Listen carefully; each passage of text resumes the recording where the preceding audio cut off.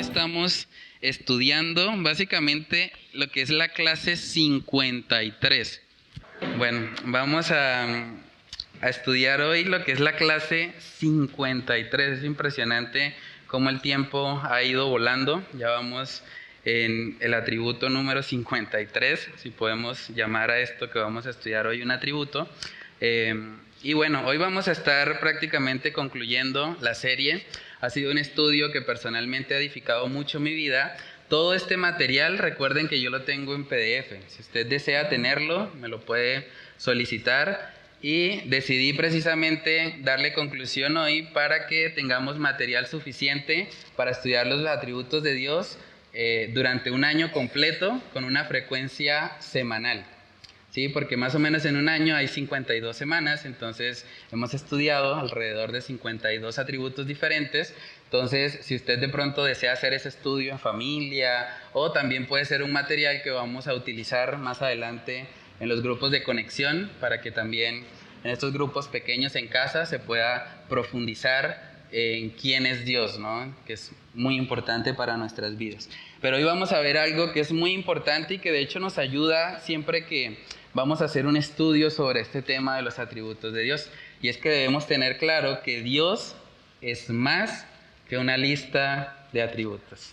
Dios es más que una lista de atributos. Ese principio lo podemos encontrar en Juan capítulo 17, donde se nos dice específicamente que la vida eterna es conocer a Dios. Entonces, Juan capítulo 17, en el versículo 3, si alguien tiene ese texto, lo puede leer y comenzamos con oración.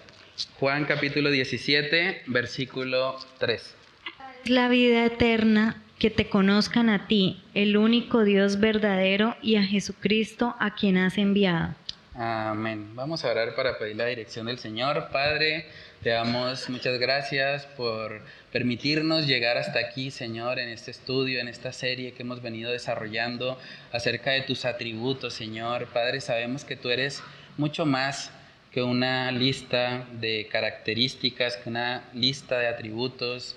Ayúdanos a recordar, Señor, este pasaje de las Escrituras que nos recuerda que la vida eterna es conocerte.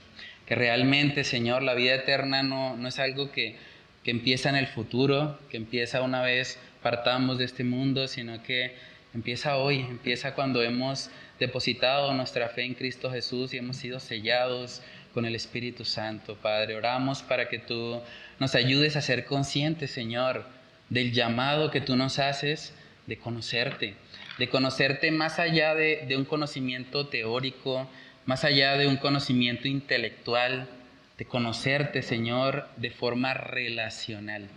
Que realmente tengamos comunión contigo, Señor, para que de esa manera sea evidente para todos los que nos rodean, para todos los que nos ven, sea evidente, Señor, que tú moras dentro de nosotros.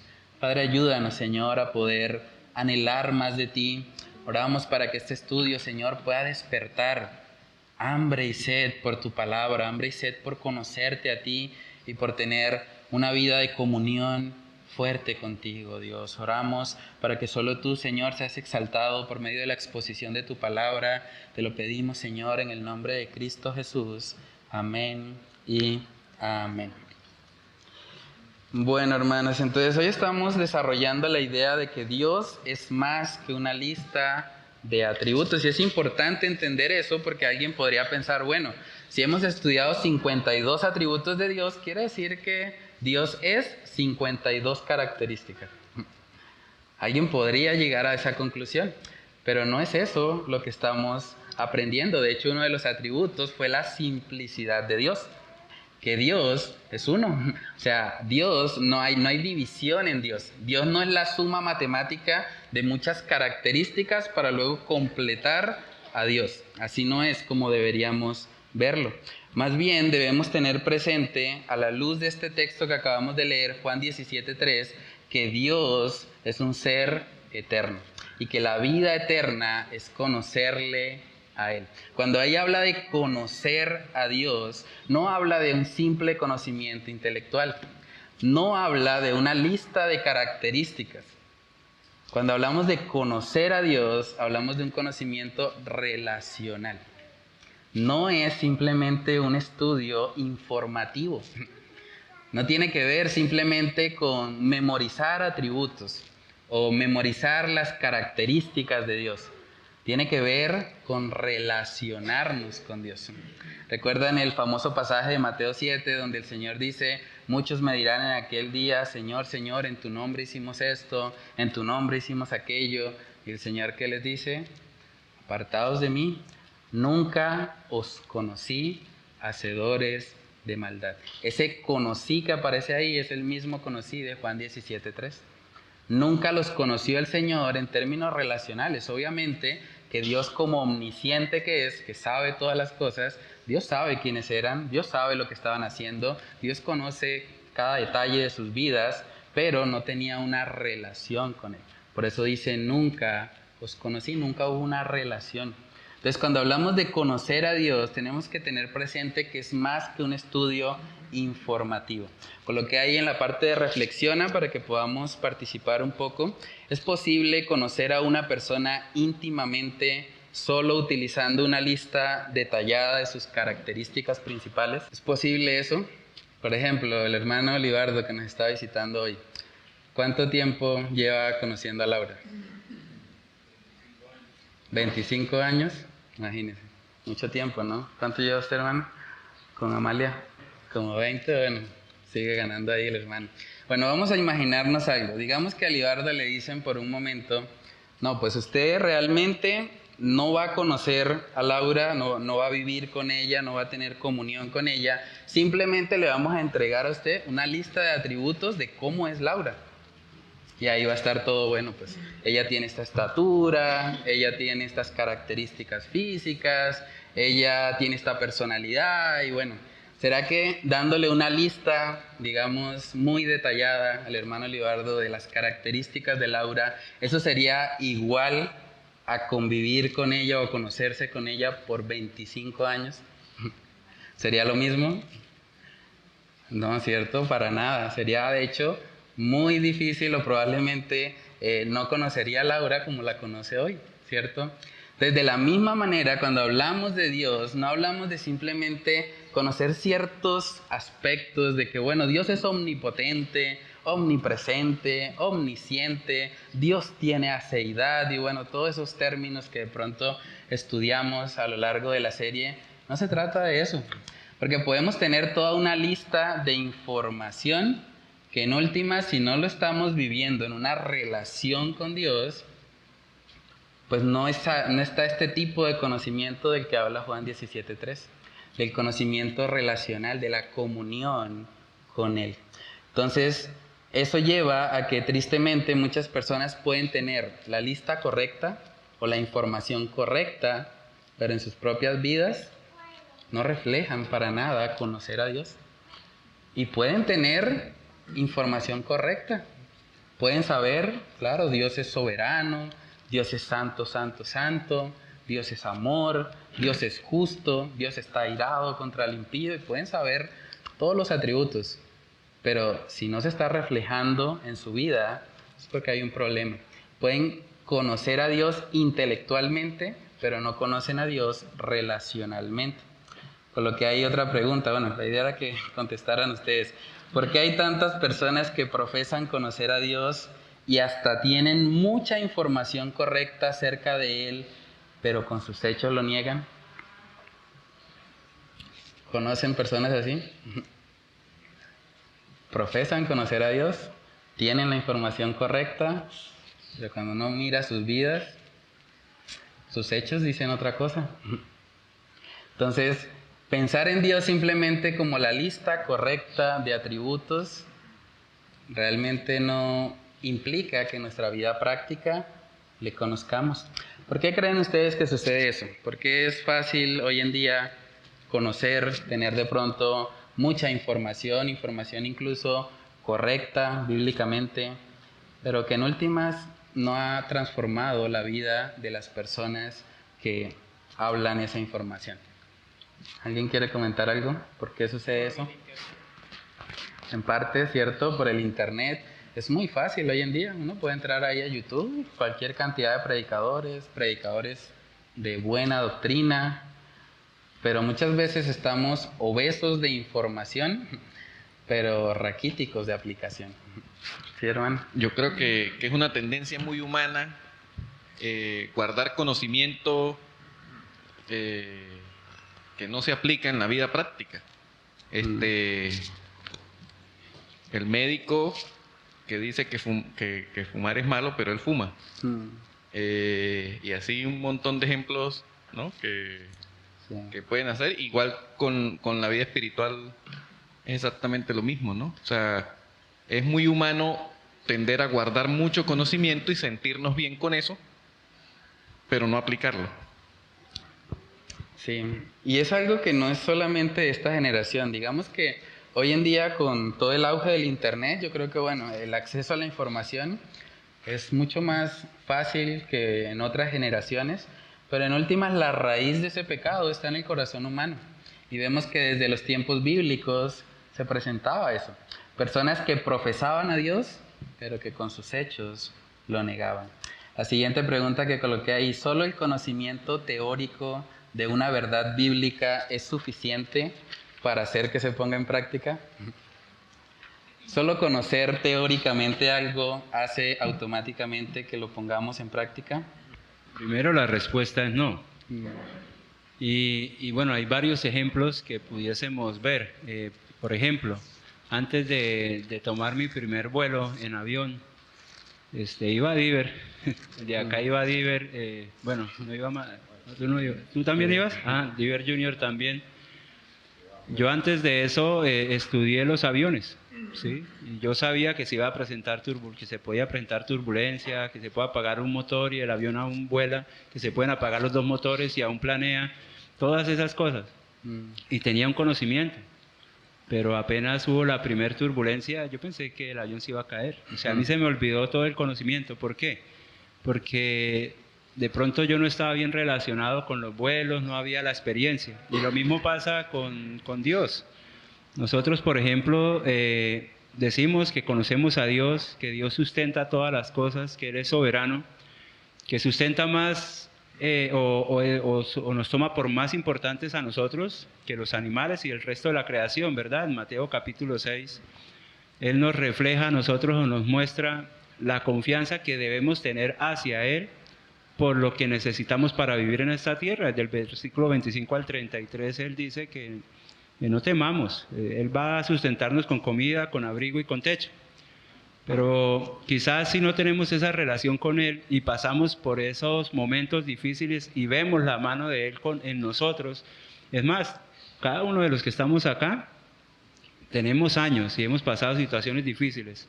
Y a veces cuando pasamos a situaciones difíciles pensamos que no íbamos a pasar, que quizás nos íbamos a quedar ahí hoy. Quizás algunos están pasando esas situaciones, otros de pronto no, pero miran hacia atrás y dicen, oh, Dios es fiel. Entonces, cuando yo me relaciono con Dios, cuando le creo a sus promesas, a sus palabras, no solamente teóricamente, sino la vivo con Él, yo aprendo a confiar y a depender de Él, y ahí sí puedo hacer una realidad lo que Él promete en su palabra, que realmente Él va a estar con nosotros. Aun cuando no estábamos con Él, cuando estábamos muertos en nuestros delitos y pecados, Él tiene otra promesa que Él dice que el sol sale para justos y para injustos. Aún para todos aquellos, Él les sigue sustentando y sigue haciendo realidad lo que es Él, que Él es amor, Él es bueno. Sí, y es una realidad, ¿no? Casi que hay una brecha enorme o un abismo de diferencia entre lo que es la teoría, saber la verdad y aplicarla, ¿no? De hecho, uno de los señalamientos más fuertes que Jesús hizo está en Mateo 23. Y precisamente el señalamiento de Jesús era contra los fariseos, que probablemente sabían algo de información correcta, pero en la aplicación estaban vacíos. De hecho, Jesús dice, bueno, todo lo que ellos digan que guarden, guárdenlos, pero no hagan conforme a sus obras, porque dicen y no hacen. O sea, el fariseo tenía, digamos que algo de información correcta, pero en la práctica esa información no se veía reflejada. Ahora, no solamente pasó ahí, en Tito capítulo 1, vamos ahí, para adentrarnos ya en la enseñanza, Tito capítulo 1, versículos del 10 al 16. Vemos que parte de los problemas que había en Creta, una isla en la que el apóstol Pablo estuvo ministrando, es que los cretenses tenían esta particularidad. Parece que eran personas propensas a hablar, pero no a aplicar. Tito capítulo 1, versículos del 10 al 16, si alguien lo tiene ahí lo puede leer. Dice Tito capítulo 1, del 10 al 16, dice: porque hay aún muchos contumaces, habladores de vanidades y engañadores, mayormente los de la circuncisión, a los cuales es preciso tapar la boca, que trastornan casas enteras enseñando por ganancia deshonestas lo que no conviene. Uno de ellos, su propio profeta, dijo: los cretenses siempre mentirosos, malas bestias, glotones, ociosos. Este testimonio es verdadero, por tanto, repréndelos duramente, para que sean sanos en la fe, no atendiendo a fábulas judaicas ni a mandamientos de hombres que se apartan de la verdad. Todas las cosas son puras para los puros, mas para los corrompidos e incrédulos nada les es puro, pues hasta su mente y su conciencia están corrompidas. Profesan conocer a Dios, pero con los hechos lo niegan, siendo abominables y rebeldes, reprobados en cuanto a toda buena obra. Tremendo eso, ¿no? Aquellos judaizantes, aquellos que profesan conocer a Dios, pero con sus hechos lo niega, dice el texto, son abominables. No sé si alguna vez algo les ha dado asco o algo lo han considerado abominable, no sé, de pronto una cucaracha o algo por el estilo. Pero es como que Dios está diciendo, bueno, estas personas que profesan conocer a Dios, pero que con sus hechos lo niegan, es abominable. Es algo que el Señor detesta, el Señor, pero, o sea, hasta cierto punto esas personas están dándole una mala reputación a Dios. Están diciendo que son cristianos, están diciendo que conocen a Dios, pero al mismo tiempo con sus hechos están negando eso.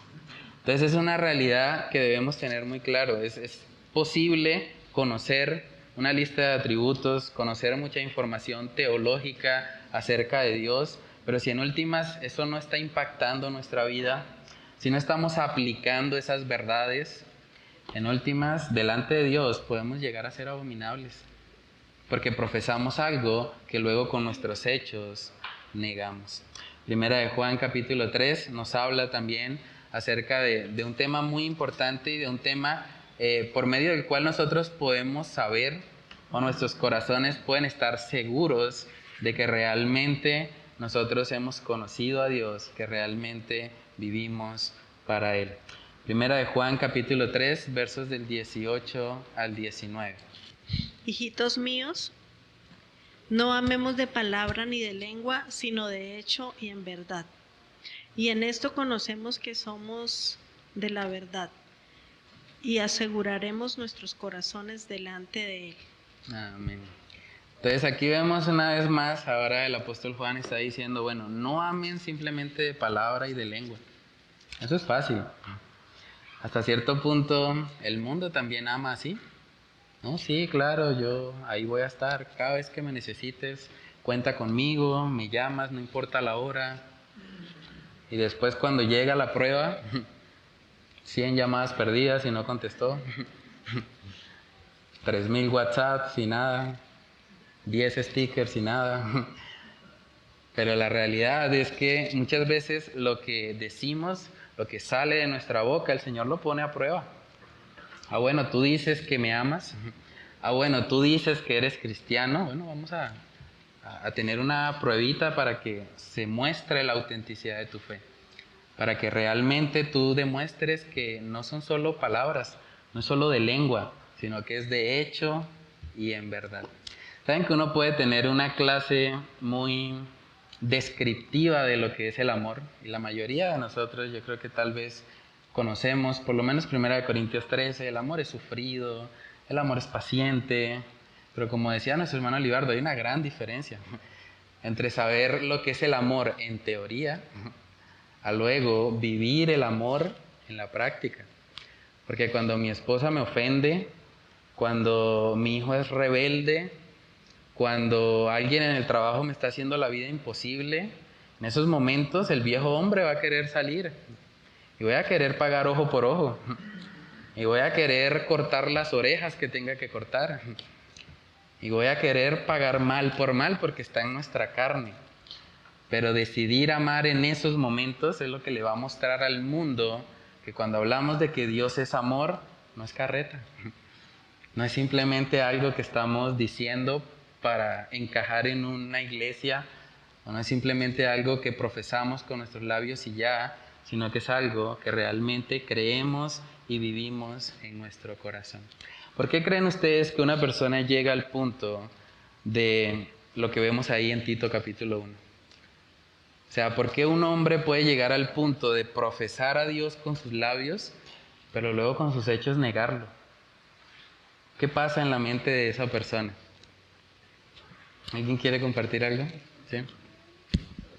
Yo creo que muchas veces que por los deseos o la concupiscencia que uno tiene abraza una mentira, ¿sí? Se come una mentira y lo que hace es aferrarse a esa mentira e ir detrás de ella. Entonces, por ejemplo, si yo sé que a Dios no le gusta el adulterio, pero mis deseos, mis pasiones me jalan, me empujan hacia allá y yo termino haciendo eso porque me tragué la mentira de que a través de eso iba a ser feliz. Sí. Sí, no, eso es muy triste, ¿no? Pero en últimas es como en la mente del hipócrita, en la mente de la persona que profesa a Dios, pero sabe en el fondo que no está viviendo así. O sea, que eso no es una realidad en su vida. Yo creo que lo que sucede es que esas personas se han colocado, tal vez sin saberlo, ellos mismos en el lugar de Dios. O sea, han hecho de su propio criterio, de su propia opinión, un ídolo. Y es lo que estaba pasando en Tito capítulo 1 con los cretenses. Porque en últimas ellos no querían aceptar el evangelio de la gracia y ellos en su mente pensaban, no, hay que añadirle algo más, no puede ser tan fácil. Hay que circuncidarlos, porque es que si no se circuncidan no son verdaderos creyentes. Y a veces es fácil hoy en día también con las redes sociales lanzar inmediatamente ese juicio, ¿no? Es que si una persona no hace esto o si una persona hace aquello, inmediatamente digo, no es cristiano. Pero hay que tener mucho cuidado porque la salvación nunca ha sido por obras. La salvación es por gracia. Si nosotros hubiésemos visto a Pedro negando al Señor de la forma como lo hizo, porque no fue simplemente decir no soy cristiano. Pedro utilizó lenguaje soez. Pedro dijo vulgaridades que ningún cristiano creo que espiritualmente bien diría. Y si lo hubiésemos visto en ese momento, hubiésemos dicho, Pedro, es que cristiano. ¿Cómo no? Más cristiano yo, que no voy a la iglesia. Porque así somos. Pero la realidad es que el evangelio es por gracia. Y cuando alguien no quiere aceptar eso, muchas veces se coloca en el lugar de Dios y añade entonces los famosos mandamientos de hombres. Entonces empezamos a decir cosas que la Biblia no dice específicamente, pero que nosotros creemos que un cristiano debe hacer para ser cristiano. Y en esos momentos nos estamos convirtiendo, sin darnos cuenta tal vez, en nuestro propio Dios. Porque uno de los atributos de Dios que estudiamos es que Dios es legislador. Dios es quien determina qué es lo bueno y qué es lo malo, no yo. Y si Dios no ha dicho que algo es malo y yo coloco esa carga sobre los hombres y le digo a otros, bueno, si tú no haces esto, no eres cristiano, me estoy poniendo en el lugar de Dios. Entonces, paradójicamente, aquel que profesa a Dios y lo niega con sus hechos, en la práctica, lo que él está haciendo es endiosarse él mismo. Creer que su criterio, creer que su manera de pensar está por encima del evangelio de salvación. Entonces, hermanos, tenemos que tener mucho cuidado. Esta generación de creyentes, con lo que hay en el estudio, esta generación de creyentes tiene acceso a una cantidad exorbitante de información. Hoy en día hay demasiada información. Yo creo que es mucho más fácil, tal vez, que para cualquier otra generación antigua, tener acceso a las grandes confesiones de fe, a material de estudio teológico profundo, y podemos adentrarnos ahí y podemos de alguna manera aprender tantas cosas, pero debemos tener mucho cuidado porque a pesar de que esta generación tiene ese acceso a esa cantidad exorbitante de información acerca de Dios, tristemente todo ese conocimiento no se ha visto reflejado en vidas santificadas. Mucha gente conoce muchísima información, mucha teoría, probablemente si le hiciéramos un examen de teología sacaría 5, completamente perfectas todas las respuestas, pero luego en la práctica no parece que creyeran en un Dios santo, santo, santo.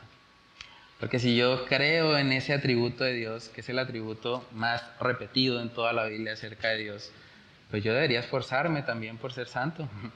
Yo debería procurar parecerme a mi Creador, parecerme a aquel de que yo mismo digo que soy hijo, ¿cierto? Miremos Oseas capítulo 4 para ver también cómo es algo que realmente es transversal. Lo vemos en diferentes épocas en la Escritura y lo seguimos viendo en nuestra actualidad. Oseas capítulo 4 nos muestra uno de los problemas más grandes que hubo en Israel en ese contexto. Oseas capítulo 4, versículos del 1 al 6. Sí, si alguien lo tiene ahí, lo puede leer. Oí palabras de Jehová, hijo de Israel, porque Jehová contiende con los moradores de la tierra, porque no hay verdad, ni misericordia, ni conocimiento de Dios en la tierra. Perjurar, mentir, matar, hurtar, adulterar, prevalecer, homicidio tras homicidio se suceden, por lo cual se enlutará la tierra y se deteriorará todo el morador de ella, con las bestias del campo y las aves de los cielos, aún los peces del mar morirán. Hasta el 6. ¿Sí? Ciertamente, hombre no contienda ni reprenda a hombre, porque tu pueblo es como los que resisten al sacerdote. Caerás por tanto en el día, y caerá también contigo el profeta de noche, y a tu madre destruiré. Mi pueblo fue destruido porque le faltó conocimiento, por cuanto desechaste el conocimiento, yo te echaré de sacerdocio, porque olvidaste la ley de tu Dios. También yo me olvidaré de tus hijos. Tremendo, ¿no? ¿Cuál era el problema principal en ese contexto? Oseas 4:1. Dice, no hay verdad, ni misericordia, ni conocimiento de Dios en la tierra.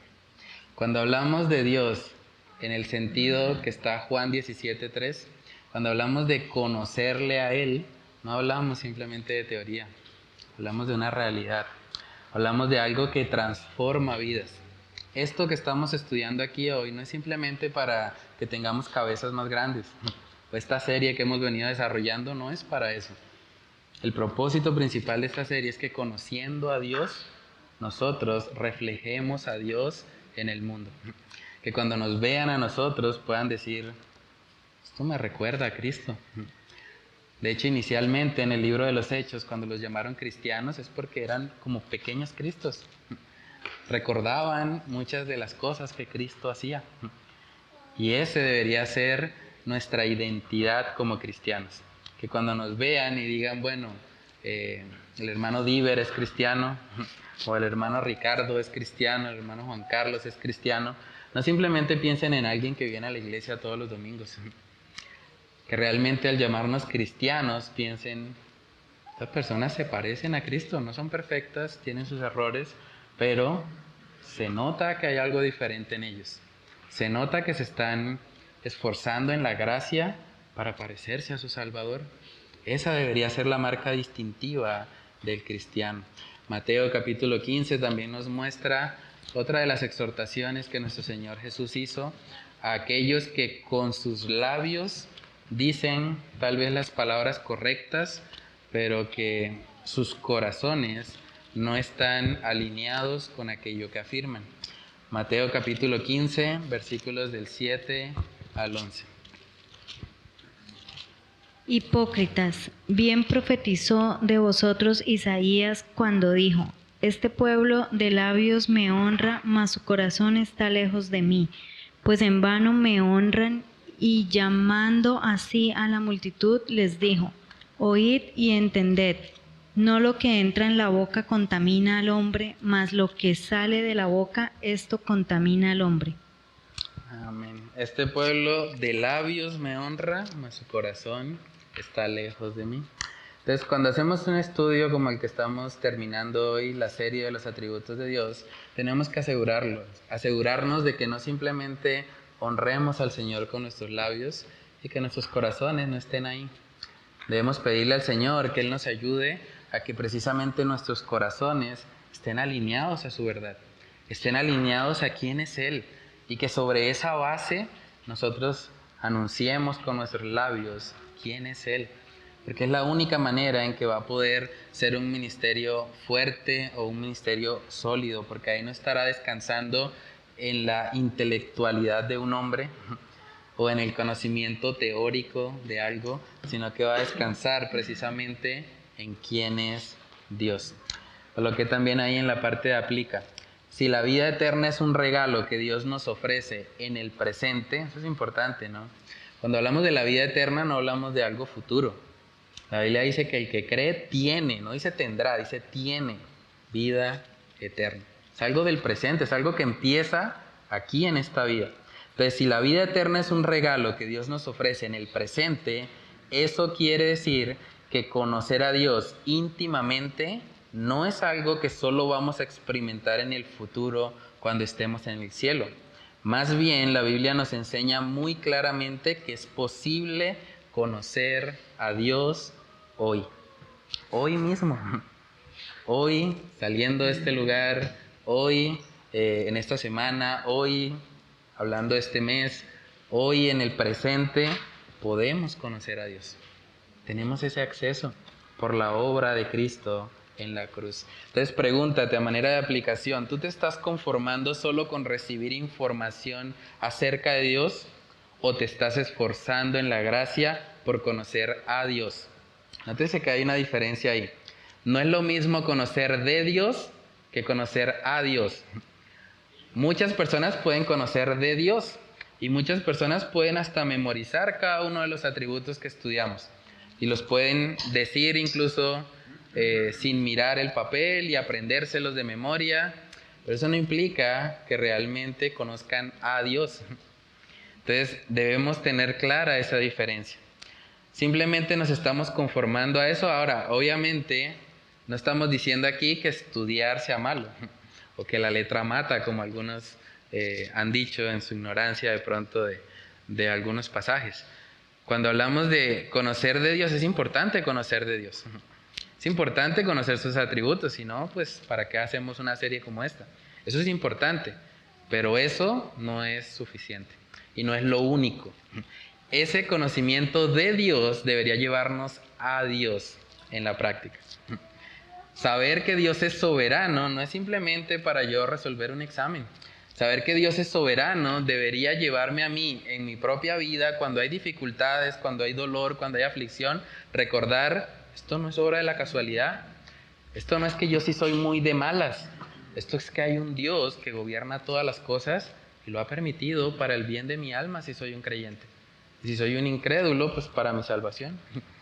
Siempre hay un propósito bueno de parte de Dios, aún en medio de las situaciones que tal vez humanamente no entendemos. Entonces debemos llevar el conocimiento de Dios a la aplicación, a conocer a Dios de manera personal y de manera íntima. Un ejemplo de eso muy claro lo vemos en el libro de Job. Yo creo que cuando hablamos de Job, realmente siempre tal vez nos sentimos como humillados en el buen sentido de esa palabra, porque fue un hombre que pasó por tantas tribulaciones, por tantas dificultades, que yo creo que la mayoría de los cristianos, si hubiésemos pasado por algo así, hubiésemos renegado, nos hubiésemos quejado y probablemente no hubiésemos querido adorar.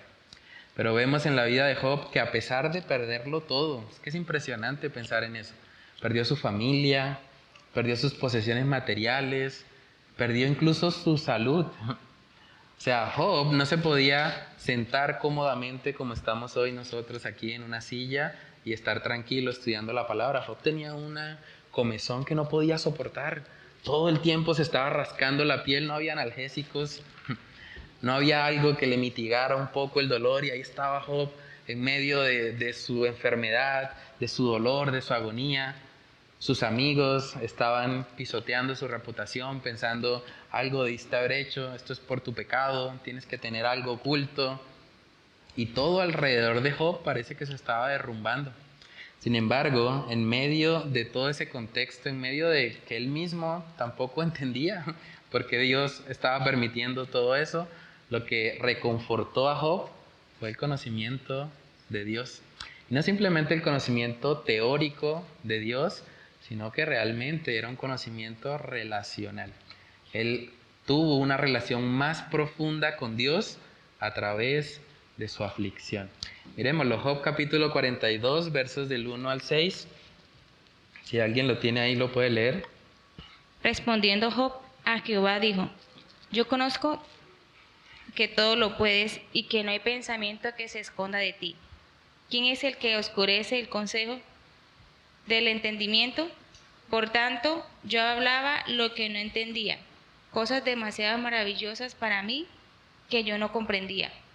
Oye, te ruego y hablaré. Te preguntaré y tú me enseñarás. De oídas te había oído, mas ahora mis ojos te ven. Por tanto, me aborrezco y me arrepiento en polvo y ceniza. Tremendo eso, ¿no? De oídas te había oído. Había algo de información antes de que pasara por toda esa tribulación, ¿cierto? Dice: mas ahora mis ojos te ven. Cuando dice mis ojos te ven, ¿ustedes creen que está hablando de los ojos físicos? ¿Fue que Job vio a Dios en su gloria? ¿Qué quería decir Job con la expresión mas ahora mis ojos te ven? ¿Puede alguien ver a Dios y sobrevivir? Bueno, en su gloria completa no, pero sí había un conocimiento mucho más profundo. Para Job, hasta cierto punto, en medio de toda la aflicción que él vivió, fue como si alguien hubiese encendido una luz. Antes era como que el panorama estaba como con las luces apagadas. De oídas había oído, los oídos no son, digamos, no nos dan una información tan detallada como los ojos, ¿cierto? Dice: de oídas te había oído.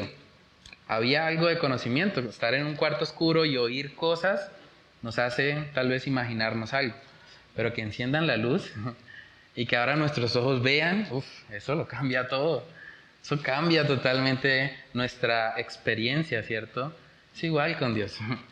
Podemos tener conocimiento de Dios y sí, saber mucho de los atributos y toda la información teológica y demás, pero necesitamos conocer a Dios. Necesitamos que sea una realidad, que podamos decir igual que Job: mas ahora mis ojos te ven. Señor, yo sí te había estudiado en esa serie de los atributos de Dios, pero ahora que he pasado por el dolor, pero ahora que estoy viviendo esta situación particular en mi vida, ahora mis ojos te ven. Ahora me doy cuenta que no era simplemente información, no era simplemente una lista de cosas que tenía que saber, eras tú. Ahora entiendo que tengo una relación contigo. No simplemente es algo académico, no simplemente es algo para tener teoría en nuestra mente. Marcos capítulo 12 nos enseña la palabra ahí.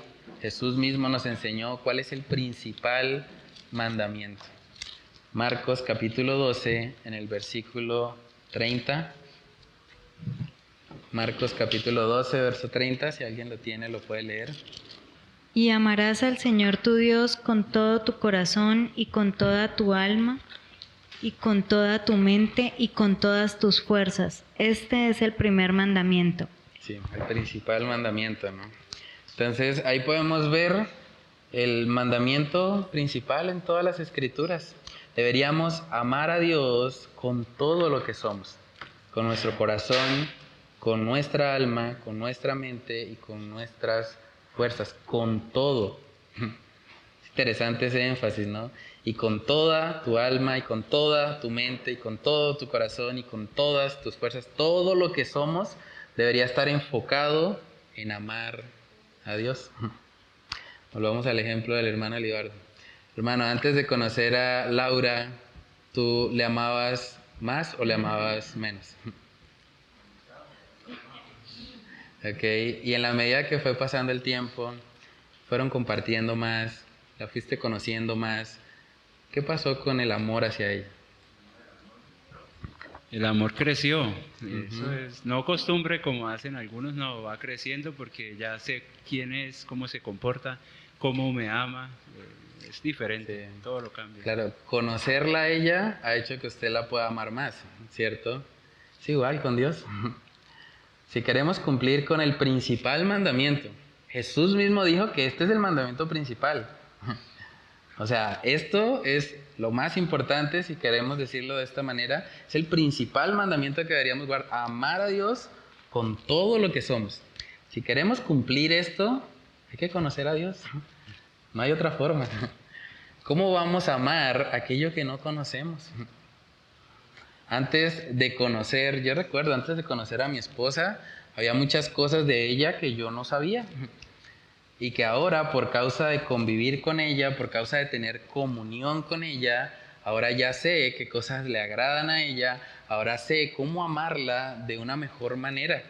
Porque el resultado de tener un mayor conocimiento de ella es que ahora la puedo amar mejor. Y es igual con Dios. En la medida en que conocemos más a Dios, conocemos quién es Él, conocemos sus atributos, esto no es simplemente para que quede ahí en el papel. Esto es para que mueva nuestras fibras, mueva nuestros corazones a Él. Nosotros, si el principal mandamiento es amar a Dios con todo lo que somos, ¿cuál debería ser entonces nuestra principal preocupación en esta vida? Agradarle a Dios. Sí, agradarle a Dios y conocerle. Porque no puedo amar lo que no conozco.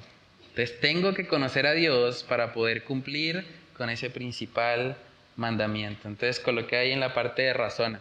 Si el principal mandamiento es amar a Dios y no podemos amar lo que no conocemos, entonces no debería ser nuestra principal preocupación en la vida cristiana conocer a Dios íntimamente para así poder amarle con todo nuestro ser. Interesante, ¿no? Porque hay un mandamiento principal. Eso implica que nosotros tenemos una responsabilidad principal en nuestra vida y es conocer a Dios para así poder amarle. Con lo que ahí finalizando, este mundo no necesita más cristianos distraídos con cosas que no importan. Nuestra mayor necesidad es conocer a Dios. Ya tenemos suficientes influencers, ya tenemos suficientes cristianos en las redes sociales. Necesitamos cristianos que conozcan a Dios, cristianos que realmente tengan una relación con Él, porque esos cristianos son los que en últimas van a trastornar al mundo. Son aquellos que Dios va a usar para mostrar a este mundo que todo es vanidad, que vivir para lo terrenal realmente no es más que un correr tras el viento, como dice el libro de Eclesiastés. Necesitamos cristianos así. Y para que haya cristianos así hay que conocer a Dios, no simplemente de manera teórica, hay que conocerlo de manera experimental en nuestras propias vidas. Pregúntate tú a manera de introspección, ¿tú cómo estás en tu relación con Dios? ¿Tú simplemente te has limitado a conocer información, a aprender cosas y ya? ¿O realmente esto ha impactado tu vida? Los que han estado de pronto desde el principio de la serie, ¿qué tanto ha impactado esta serie en tu vida? ¿Qué tanto te ha cambiado el conocer a Dios? El saber sus atributos. ¿Ha tenido un impacto eso en tu vida? ¿O lo has dejado simplemente ahí en el papel? Algo más para escribir o más información para el cerebro, pero no ha estado realmente impactando tu vida. Saben que el primer llamado en nuestra vida cristiana, incluso antes de predicar el Evangelio, antes de hacer cualquier otra cosa, el principal llamado de nuestra vida cristiana es a tener comunión con Dios. Fuimos creados para eso. Marcos capítulo 3, versos del 13 al 14, ahí podemos ver cuando Jesús pasó toda la noche en oración para escoger a los 12, vemos que Él les hace un llamado muy particular. Porque antes de enviarlos a predicar, el Señor los mandó a que tuvieran comunión con Él. Marcos capítulo 3, versos del 13 al 14, si alguien lo tiene ahí lo puede leer. Tiempo después Jesús subió a un monte y llamó a los que quería que lo acompañaran. Todos ellos se acercaron a él. Luego nombró a 12 de ellos y los llamó sus apóstoles. Ellos lo acompañarían y él los enviaría a predicar. Amén. Sí, entonces ellos le acompañarían, ¿no? En la Reina Valera dice para que estuvieran con él. O sea, el propósito de establecer a esos 12 antes de enviarlos a predicar era que estuvieran con él. Jesús es Dios. Tener comunión con Jesús es tener comunión con Dios. Entonces, esa comunión es lo que les iba a fortalecer y capacitar para ir y predicar el Evangelio. Saben que es triste que uno de los argumentos también que más utiliza el mundo incrédulo es decir que allá en esas iglesias los cristianos son hipócritas. Dicen cosas, pero ellos no lo viven. Y obviamente eso es una excusa que no va a ser válida delante de Dios, pero es lamentable que como cristianos estemos dando un mal testimonio y que por nuestro mal testimonio muchas veces incluso estén blasfemando el nombre de Cristo. Estén diciendo cosas que realmente no coinciden con nuestro Salvador. Pero aquí vemos, hermanos, que el primer llamado que el Señor le hizo a sus discípulos fue que estuvieran con Él. Nosotros, antes de hacer cualquier cosa, los que sirven en la iglesia o los que no sirven en la iglesia, antes de hacer cualquier cosa, antes de irte a tu lugar de trabajo, el Señor te ha llamado primeramente a que tú tengas comunión con Él. Porque si tú no tienes primero comunión con Él, cuando vayas a tu lugar de trabajo va a ir tu carne. No va a ir un hombre lleno del Espíritu. Va a ir un hombre en la carne que probablemente va a pecar, que probablemente va a hacer que otros pues tengan una visión distorsionada de Dios. Pero si por el contrario tú te esfuerzas todos los días de tu vida en primero ir a Dios, en primero tener comunión con Él, entonces ahí tendrás algo que ofrecer a este mundo. Podrás mostrar realmente que el Evangelio es algo real, es algo vivo, es algo que transforma aún al más vil pecador. Y como cristianos estamos llamados a eso. El primer llamado que Dios nos hace es a la comunión. Es interesante porque también en Corintios aparece una expresión semejante, no lo coloqué ahí, pero en 1 Corintios capítulo 1, verso 9, ahí habla específicamente de una iglesia con muchos problemas. Y les dice Pablo, fiel es Dios, el cual os ha llamado a la comunión. El problema principal en Corinto, más que lo que se veía externamente del desorden, de las lenguas, del orgullo, de la inmoralidad sexual, más que todo eso, el problema principal era que no estaban yendo a la comunión con Dios. Y por lo tanto estaban en su carne y cristianos carnales, como Pablo mismo les llama, pues solamente pueden hacer daño al Evangelio. Solamente pueden hacer que otros tengan excusas para no querer acercarse a Dios o para no querer acercarse a una congregación. Entonces, hermanos, muchas veces lo que el Señor usa en nuestras vidas para llevarnos a conocerle, como hemos venido estudiando también en la serie de Génesis, es precisamente llevarnos a la soledad, llevarnos a la aflicción. Y es algo que debemos ser conscientes de que también puede llegar a nuestra vida. Puede ser que en nuestra propia vida tengamos que pasar por una tribulación tan fuerte que nuestra única esperanza sea refugiarnos en Dios. Y no estoy hablando de refugiarnos en Dios de forma teórica, estoy hablando de algo real, de algo vivo. En el libro de Génesis hemos estado estudiando a este personaje, Jacob, que es muy particular. Una persona a quien Dios mismo le había hablado, Dios le había garantizado por su propia palabra la promesa de que él, por medio de él iba a seguir la promesa de Abraham, iba a venir el Mesías, el Salvador. Y este hombre seguía dudando. Este hombre seguía actuando en su carne, seguía haciendo lo que a él mejor le parecía. Lo que en últimas era su identidad, era un suplantador, era un engañador, en la que él se vio solo, se vio sin ninguna otra escapatoria más que rendirse ante Dios. más que rendirse a conocer realmente a ese Dios que le había hablado, que él sabía que era real, porque le había respaldado incluso en muchas oportunidades en su propia vida. Pero hasta este punto que vamos a leer, Génesis 32, del 22 al 24, hasta este punto fue que vimos a un Jacob transformado. Fue que vimos a un Jacob que se rindió. Él creyó que estaba luchando con Dios. Él creyó tal vez que había ganado, pero en últimas era Dios mostrándole que él necesitaba morir a sí mismo, dejar de luchar en sus propias fuerzas y descansar completamente en la soberanía de Dios.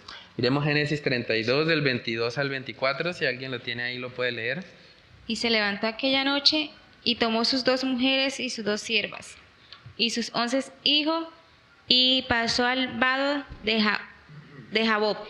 Los tomó pues e hizo pasar el arroyo a ellos y a todos los que tenían.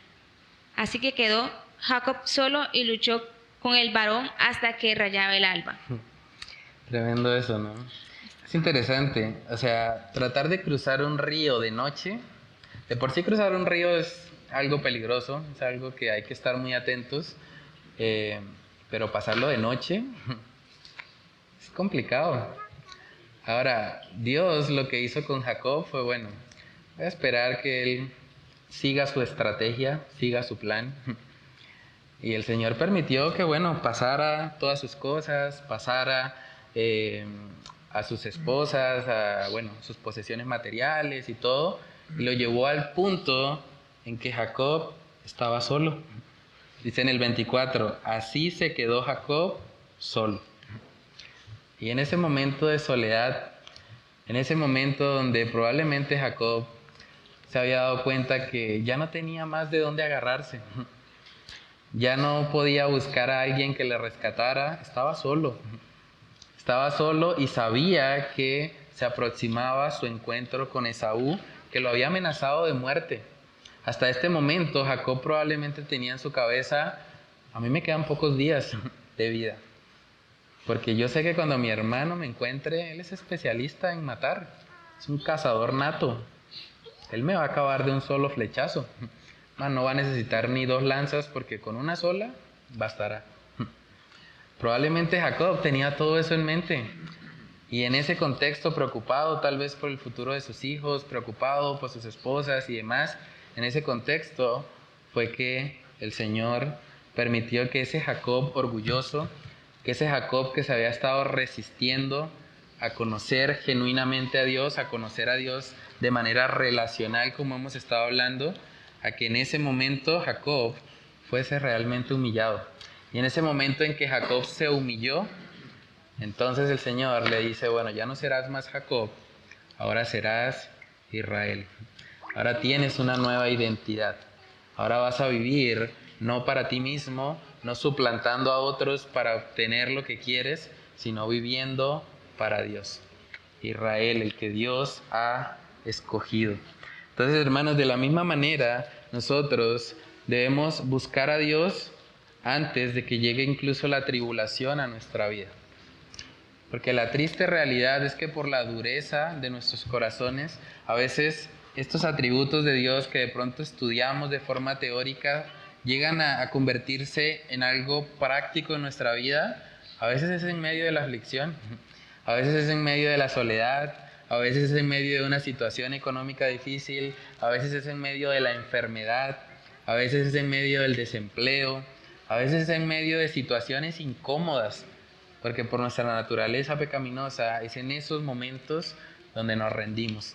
Entonces no esperemos a que eso suceda, no esperemos a que tengamos que pasar por una situación adversa, una situación complicada. Busquemos a Dios hoy.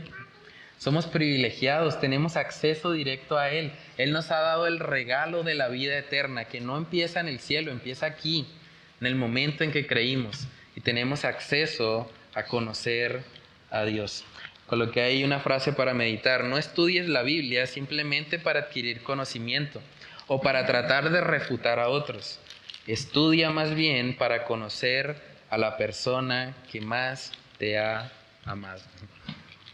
Es muy común hoy en día con las redes sociales, con el internet, gente que estudia simplemente para rebatir a otros, para refutar, para tener la razón. ¿Qué importa quién tiene la razón? Vivamos para lo eterno, vivamos para nuestro Dios.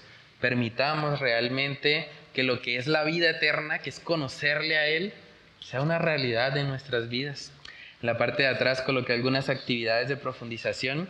Yo les envié los videos por el grupo del Faro. Hay una predicación que desarrolla básicamente lo que hemos estado hablando. Se llama saber de Dios o conocer a Dios. Hay una diferencia entre esos dos, ¿no? Lo que hemos estado desarrollando.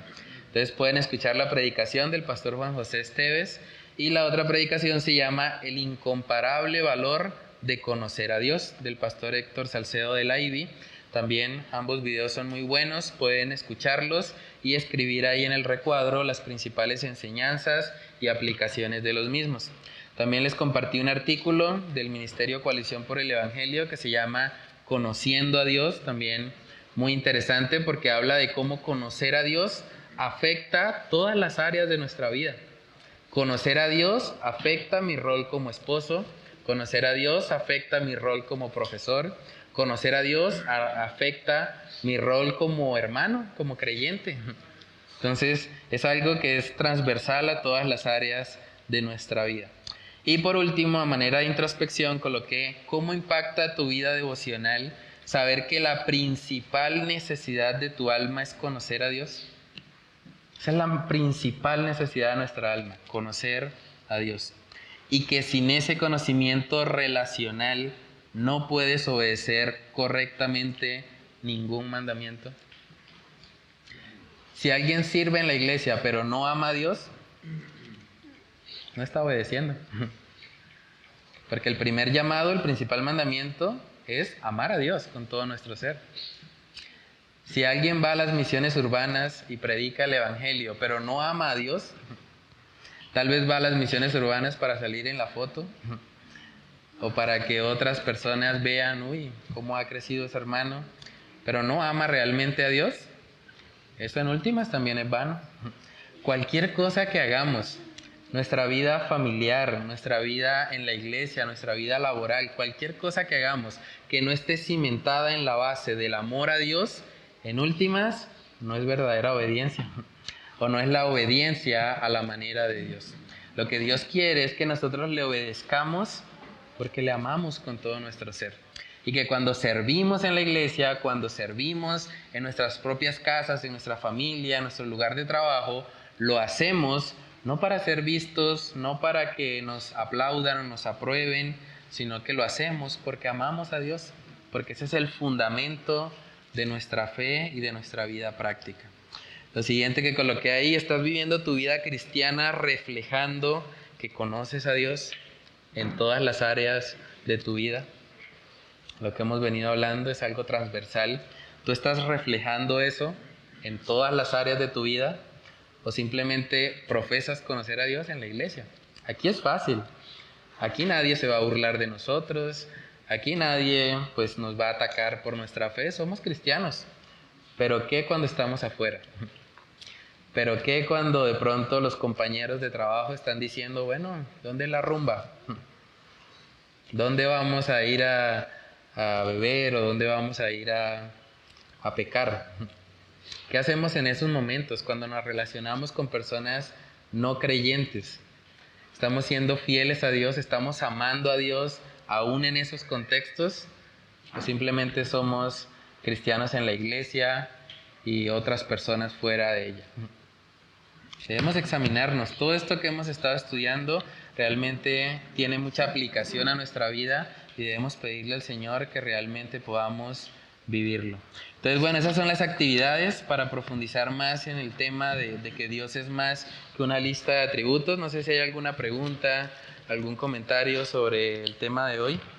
Sí, recordaba yo algunas cosas, pues, hablando precisamente usted, pastor, de que algunas personas, pues, leen la Biblia y la estudian para tener conocimiento, ¿no?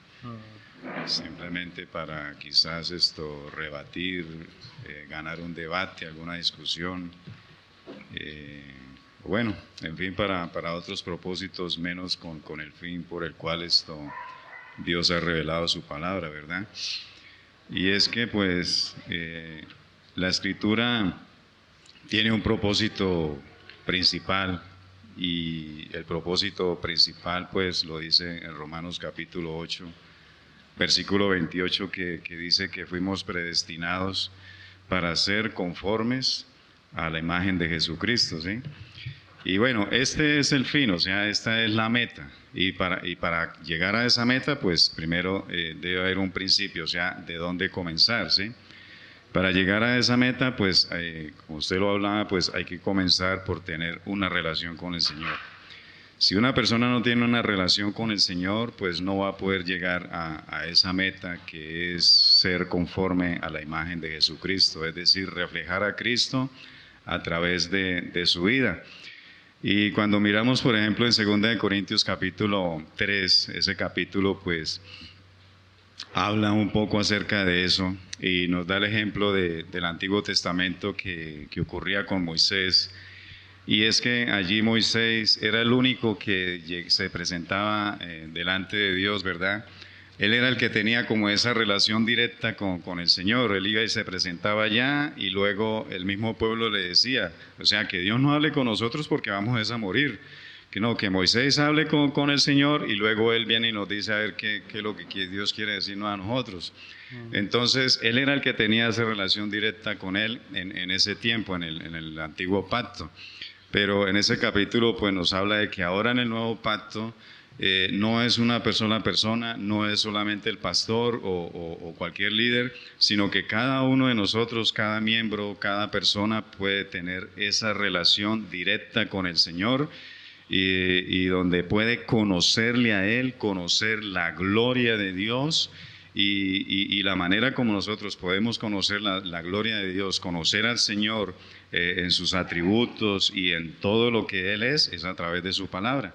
Es la única fuente que nosotros tenemos en nuestras manos para nosotros poder conocerle al Señor. Solamente es su palabra. Y quiero leerle este versículo de 2 Corintios 3, 18, dice: por tanto nosotros todos, mirando a cara descubierta como en un espejo la gloria del Señor, somos transformados de gloria en gloria a la misma imagen como por el Espíritu del Señor. Entonces, primero, bueno, vuelvo y lo repito, hay que comenzar con una relación. Si no hay una relación, pues simplemente puede usted estudiar la Biblia de Génesis a Apocalipsis, tener mucho conocimiento y la cabeza grande de conocimiento, pero si no hay esa relación con el Señor, pues no va a ser transformado a la imagen de Él, ¿verdad? Primero hay que tener esa relación, que es a través de tener esa confianza, depositar esa fe en Jesucristo como su Salvador. Bueno, entonces, conocer la gloria del Señor, conocer sus atributos, conocer acerca de Él a través de su palabra, como en un espejo. Y la Biblia dice que tal lo que somos, lo que pensamos. O sea, como según pensemos, eso actuamos. Según como pensamos, eso decimos. Y eso es nuestro actuar y eso es nuestra actitud en esta vida. Entonces, por eso es necesario conocerle al Señor a través de las Escrituras. El pastor lo decía como el Señor Jesús le invitó a los apóstoles, a sus discípulos, los invitó primero a estar con Él, ¿verdad? A estar cerca de Él en todo tiempo. Y los discípulos necesitaban estar, pues la pasaban la mayor parte del tiempo con Él para conocerle, para tener ese conocimiento de cómo Él era Él y poder entenderle, sus pensamientos, sus palabras. De la misma manera, pues nosotros necesitamos eso, estar muy cerca del Señor, y esto a través de su palabra, de su oración, conociéndole, y luego en esa misma manera, progresivamente, entonces el creyente va reflejando al Señor a través de su vida, por lo que conoce de Él a través de su palabra, ¿verdad? Entonces, por eso, de eso se trata, conocerle a Él. No es un conocimiento meramente intelectual, cabezas grandes y nada de práctica, porque conocerle a Él implica reflejarle a Él en nuestras vidas, ¿sí? Eso es prácticamente. Sí, cuando hablamos de la palabra de Dios, hablamos de una palabra viva, ¿no? O sea, esta palabra no es como teoría muerta o cosas que simplemente se limitan al intelecto o a la mente. Realmente cuando hablamos de Dios, de su palabra, hablamos de algo que está vivo, que transforma nuestras vidas y que podemos realmente tener una relación con este libro, una relación con Dios, una relación con aquel que inspiró estas escrituras. Entonces es muy importante que no simplemente lo dejemos en el nivel del intelecto, sino que realmente llegue a nuestro corazón, llegue a nuestra alma y llegue a todas nuestras fuerzas, que es el principal mandamiento. Entonces sí, no sé si alguien más quiere comentar algo. No terminamos pidiéndole al Señor que nos ayude. ¿De qué se trata amarle? ¿Sí? Sí. Porque uno puede conocer personas que son duras, que son secas, que les cuesta demostrar el concepto que nosotros tenemos como de amar, ¿sí?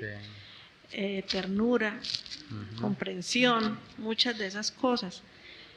Cuando hablamos de amar a Dios, ¿de qué estamos hablando? O sea, lo conocemos en su palabra para obedecerle, para imitarle, pero ¿cuál es ese amor que Dios quiere que tengamos hacia Él? ¿Solo obedecerle? Sí, no solamente es obedecer. Obedecer es parte de, porque Jesús mismo dijo, si me amáis, guardad mis mandamientos, pero en realidad va mucho más allá. Todos nuestros afectos, todo nuestro ser, en últimas, lo que hablamos del primer mandamiento, alma, mente, corazón y fuerzas, todo está enfocado en Dios, en amarle a Él. Es análogo a lo que sucede de pronto en una relación de pareja.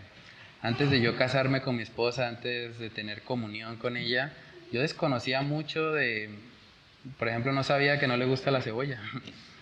Ahora que conozco eso, ya sé que si voy a cocinar algo no le voy a echar cebolla. ¿Por qué? Porque sé que le disgusta. Es algo parecido en nuestra relación con Dios. Conocemos a Dios, sabemos qué le gusta a Dios y sabemos qué no le gusta. Y por amor a Él vamos a rechazar lo que no nos gusta y vamos a empezar a practicar lo que sabemos que a Él sí le gusta. Entonces empezamos a cultivar eso. Y por la gracia de Dios, cuando nosotros hacemos eso, eventualmente empezamos a tener gozo, a deleitarnos también en eso.